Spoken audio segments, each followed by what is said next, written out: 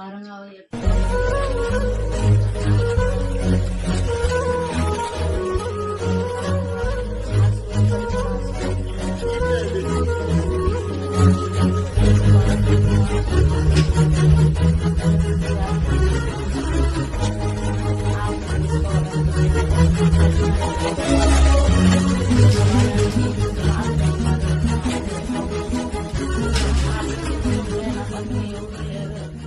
వచ్చిన పింఛను నేను ఏం చేయాలా? తినేదా, బాడ కట్టుకునేదా, నా ఒళ్ళు చూపించుకునేదా?